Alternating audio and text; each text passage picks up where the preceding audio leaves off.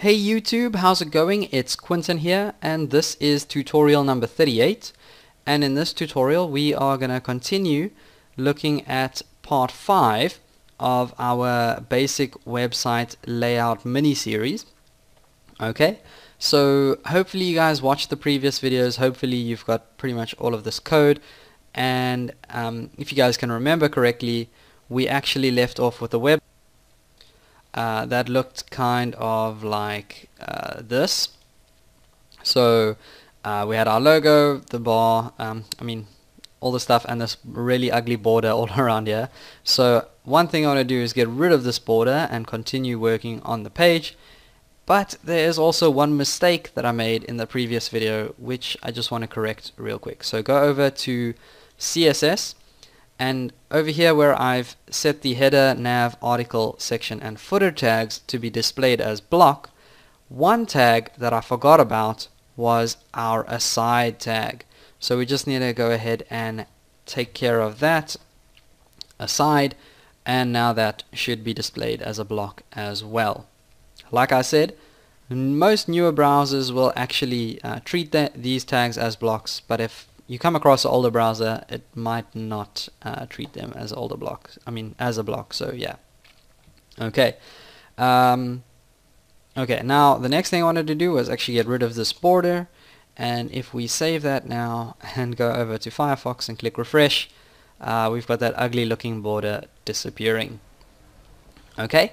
So the one thing that we need to get done in this video is get this navigation moved over to appear next to our logo, because right now, being underneath the logo isn't really that interesting, and it would be nice if we could float all of these actual links next to each other so that it would appear home, about, tutorials and contact, instead of them all being underneath each other.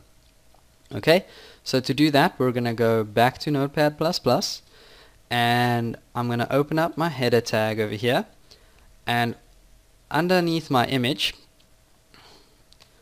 or actually in my image tag rather, not underneath it, I'm going to give this a class, and I'm going to give this a class of logo. Then I'm also going to go to my nav tag over here and give this a class, and I'm going to set this class equal to top underscore nav, because this is our top nav. And I'm going to leave the rest of these things. But now let's see if we can actually get this nav appear next to our logo. So go back over to CSS, and we'll select that picture or that image with the class of logo. And I'm going to give that a width of whatever our image width was. So if I open up this over here, there's my image, and I can see that my dimensions are 232 by 100. So let's give that a height of 100 pixels and a width of 232 pixels. Okay, and then I'm going to float this to the left, and the same thing for my nav. Let's go ahead and grab that class. Okay, and top nav. Okay, and I'm going to float this left as well, but I need to figure out now how much space do I have for my navigation, because we've given our website or our container a total width of 1000 pixels. Now I have my logo over here taking up 232 pixels. So 1000 minus 232, my math probably isn't that great right now, so let's open up my calculator, and let's see, 1000 minus 232 is equal to 768. So I'm going to go ahead and give this a width of 768 pixels, and I guess some of you could probably have done that in your heads, and you're probably shouting at your screen right now because I used a calculator. But hey, so now let's go ahead and actually run this in Firefox. So click refresh, and now we have our image and our actual navigation floated next to each other, but we also have this header kind of wrapping around the image, so we want to get rid of that now.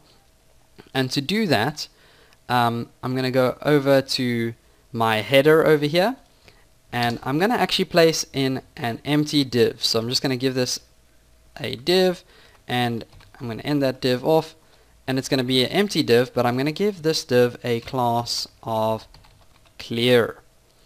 Now go back to CSS, and over, I'm not actually sure where to put it, but I'm going to put it up here maybe with the rest of the stuff, kind of default stuff.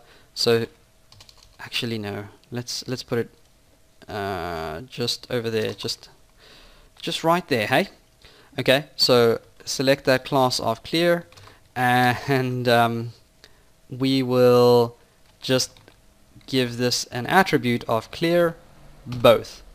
And what that's going to do is force this header over here to stop wrapping around the floated image and actually appear where we want it to down here. So look at that. Now we have our logo and our links appearing next to each other, but our links are still one on top of the other. So let's try and see if we can get them to display next to each other. And there are two different ways we can do this. The first way is to go over to our top nav tag over here, but we're going to select it with child elements. So top nav, and then we want these list elements over here to actually display next to each other. So we need to grab these list elements. Okay, so well, let's go back to CSS over here, top nav ul li, and what that's going to do is grab all list items inside of a unordered list inside of the navigation, and then we're going to go ahead and style those. And I keep minimizing Notepad++ when I still want to work in it. So let's just indent over here, and we can do this in two different ways. So like I said, we can float these all left, so just like that, float left, and click refresh, and as you can see, they're now all floated one next to the other, right next to each other. There's absolutely no space between them. So if I zoom in, you can see there's no space between them. Now the second way is actually going to leave a little bit of space between them. So if I go back to Notepad++, and instead of saying float left, I say display inline block, like this. Okay, that's going to make them all appear one next to the other, but as you can see, there's a little bit of space between each link. So if you guys want to do it that way, you can do it that way, or you can float them left and actually give them some padding. And that's actually what I prefer to do. So I prefer to say float left, and then I actually prefer to give them a padding. So a padding of 15 pixels and 20 pixels will do, and that means that there's going to be 15 pixels of padding on the top and 20 pixels of padding on the left and the right. But for some reason this isn't actually going to make the links move down. Well, it actually did, but not that much. Okay, so to actually center these things or get them to be pushed further down, we're probably just going to have to increase the padding on the top and the bottom by a little bit. So let's make that 25 rather than 15. But of course this is all, just playing around. So click refresh, and it's now moved slightly further down, but still not quite the center just yet. So probably about 30, I'd say maybe 35 should actually do this. It might even push it a little bit too far, but oh, that's actually perfect. So now we have our links actually centered with the logo, but if you want them all the way down to the bottom, then I guess you could just play around with the padding. until you got it perfectly. But I'm going to leave mine right there where they are. And I'm going to end the video right here. And in the next video, we'll take a look at how to get our aside section appear next to the actual main content of the web page.